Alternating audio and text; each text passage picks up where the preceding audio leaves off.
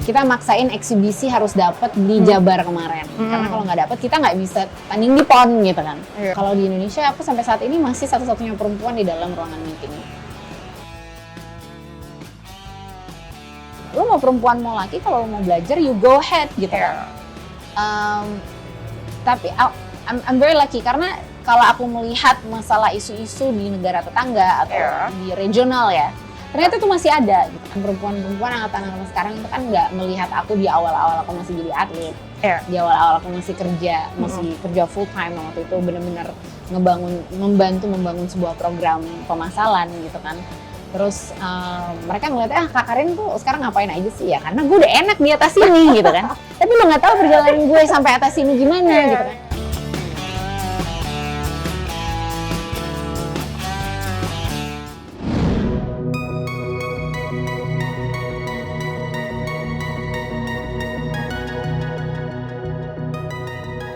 Aku itu kan dari kecil penari, mama aku kan penari tradisional, aku dari kecil udah nari, itu sih ya kegiatannya. Tapi mamaku itu besar di keluarga olahraga, jadi dari kecil tuh selalu ya, mama kan main basket sampai kuliah,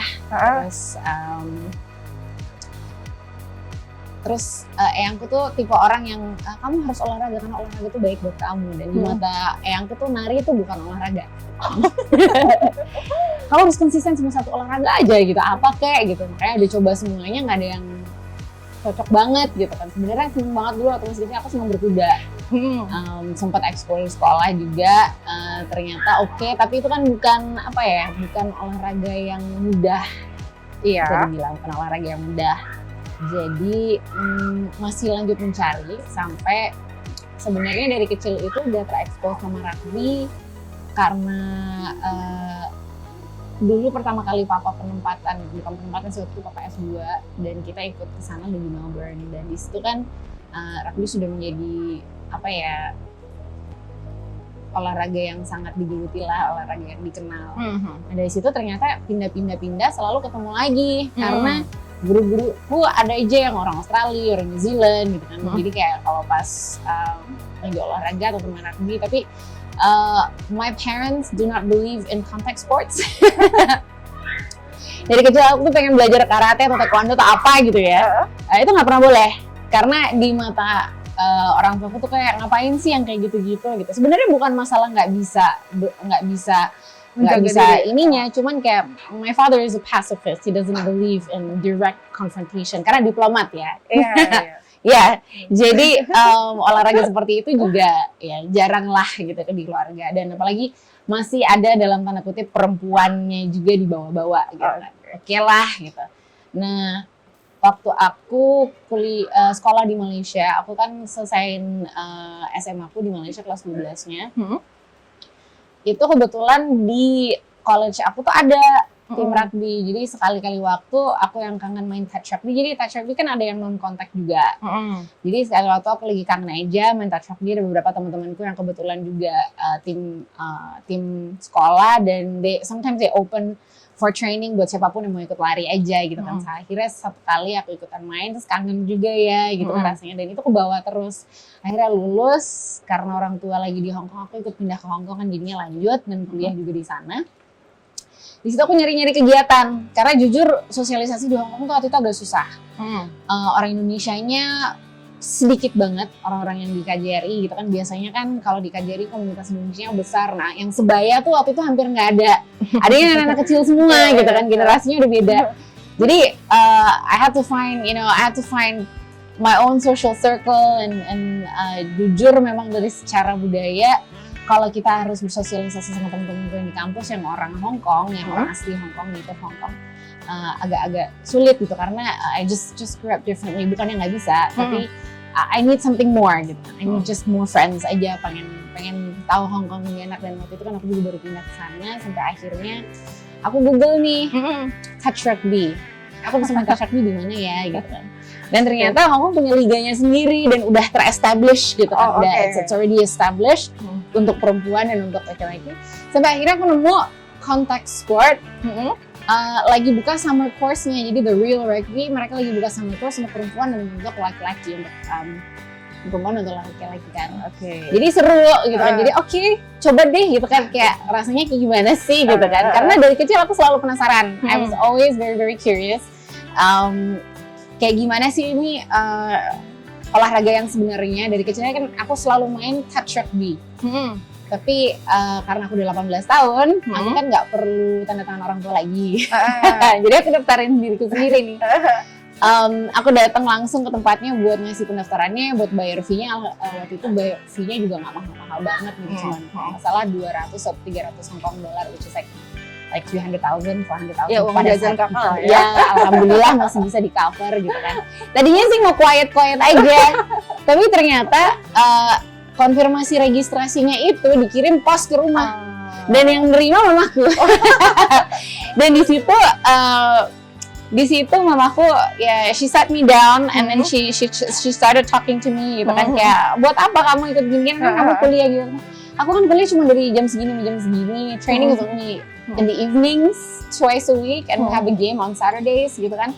Jadi ya buat aku ya I just need something to do gitu kan. Pada saat itu memang itu untuk kesibukan, untuk cari social circle. I started off fun, gitu kan. It started off very fun.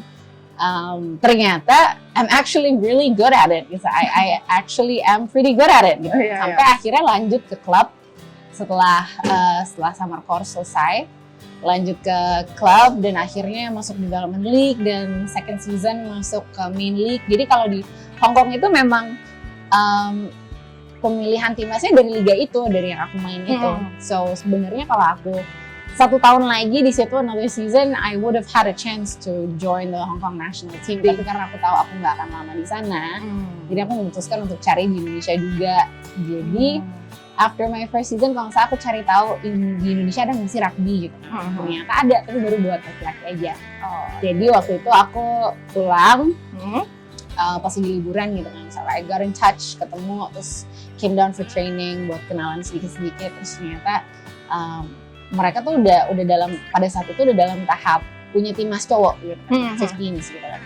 Jadi ada turnamennya, dia ada di Indonesia, aku bantu-bantulah sekalian summer holidays gitu kan, sekalian pulang ketemu keluarga, bantu seminggu kan lumayan juga, just for fun. Jadi my rugby career sangat terbatas karena setelah lulus kuliah itu kan pulang di Indonesia belum ada untuk perempuan. Tapi waktu itu pada tahun 2010 pas aku masih kuliah, sekali sebelum aku pulang, sekali itu kita Persatuan Rugby Indonesia waktu itu mau coba ngumpulin perempuan-perempuan yang sebenarnya ya yang berpengalaman hanya bisa dihitung jari banget gitu, sedikit banget. Kayak ada kita yang udah sering main tuh mungkin 3 atau 4 orang, dan itu semua pengalamannya bukan dari Indonesia gitu. Yang lainnya tuh masih baru banget belajar.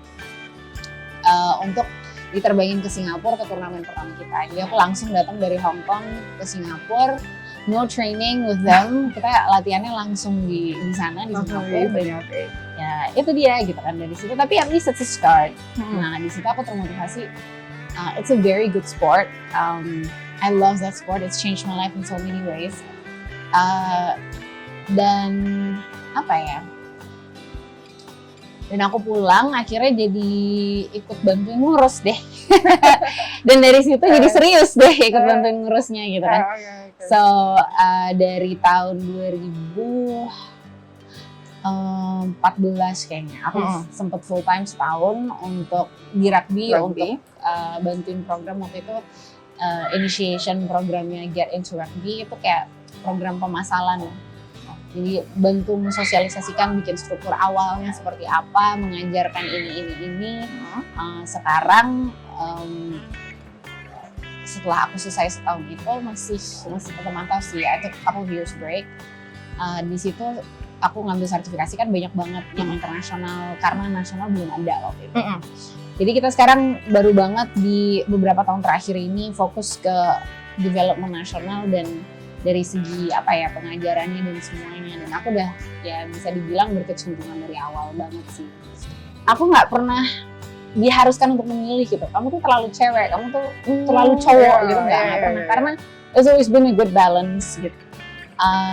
Makanya orang yang di dunia rugby memang kaget karena kalau aku udah pakai dress, kalau aku udah atau di foto-foto presenter dan segala macam, sekarang kehidupannya kayaknya beda banget gitu kan. Orang kayak gila ya kalau gue lihat dia di lapangan tuh kucel merucelnya setengah mati gitu kan sekarang kan soalnya my job is behind the desk kalau udah perihal rugby gitu kan either I'm teaching I'm coaching atau kalau misalnya ada turnamen I'm the one helping running the tournament gitu kan yang mama paling sibuk deh pokoknya di lapangan that's me always makanya pon kemarin tuh aku merasa gak berguna banget dari Jakarta terus cuman mantau dari jauh nggak ngapa-ngapain tuh kayak nggak biasa gitu kan jadi ya beda gitu but I think apa ya I was never forced to choose. That's the most important thing sih. Kayaknya nggak pernah dipaksa untuk memilih dan nggak pernah diharuskan untuk menjadi lebih perempuan. Lebih maybe gitu ya. Itu kamu kalem dikit deh gitu kan. Ya intinya adalah I just wanna be myself. Tapi karena orang tuaku juga akhirnya mengerti bahwa aku tuh perlu tenaganya banyak ya. Jadi aku perlu melampiaskan tenaganya tuh di hal-hal positif gitu kan. So that was then sports is always a positive thing. Everybody gets injured. It's the same thing. Okay. Perhaps not always shoulder dislocations and this and that gitu ya. Tapi karena di levelku kan waktu itu mainnya udah keras banget karena itu kan udah kalau udah senior women's league kan waktu itu hanya ada satu dan satu-satunya so we have to step up our game very very quickly gitu di masa-masa aku jadi atlet ya. Tapi itu nular ke adik-adikku. They enjoy the game.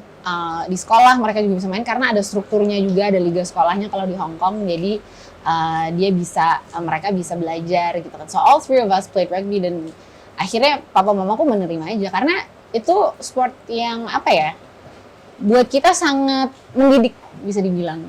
Apa aspek apa aja itu Kak? Discipline, respect, all the rugby values are very very important. Karena percaya nggak percaya meskipun keras gitu kesannya ya rugby ya. Iya. Nggak ada kayak sepak bola yang kita berani, yang namanya berani ya sama wasit tuh kita nggak ada. Nggak ada. Karena konsekuensinya lebih tinggi. Kalau di rugby itu kita konsekuensinya lebih tinggi. Kalau kita kena kartu kuning kita harus keluar 10 menit. Wow. On the 15th game. Kalau on the 7th game that's only 2 minutes, tapi kan sama sekali tapi ada bedanya lah ya. Tapi kita harus keluar dari lapangan. Jadi bayangin kalau kurang satu orang kan berarti itu udah merugikan tim kita banget gitu kan. So there's that dan menjunjung tinggi respect bahasa harus bersih selama ada di lapangan. Kalau nggak kita bisa kena kartu kuning juga karena bahasa kita.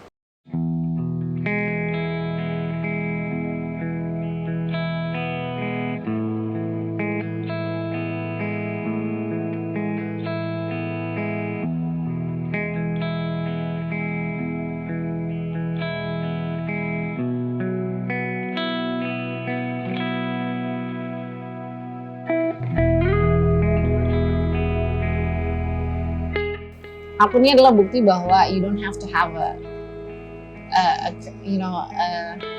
long life as a career as an athlete to be able to contribute gitu ya.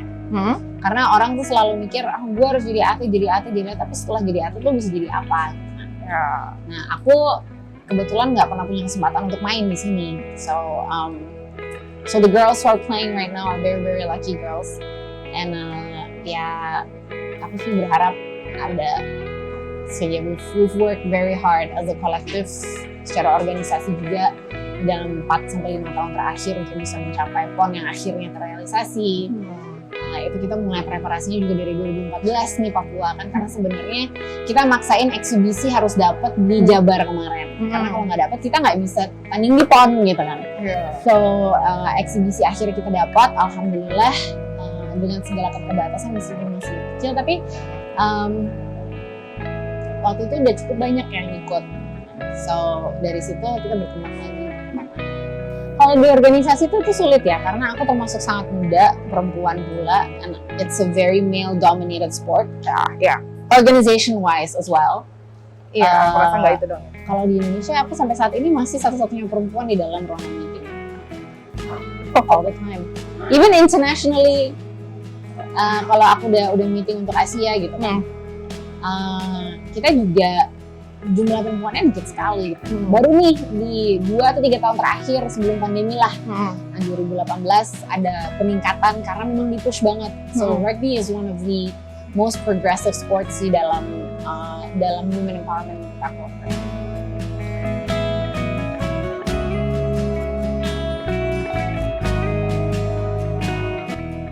Aku berharap perempuan Indonesia makin berani, makin nekat.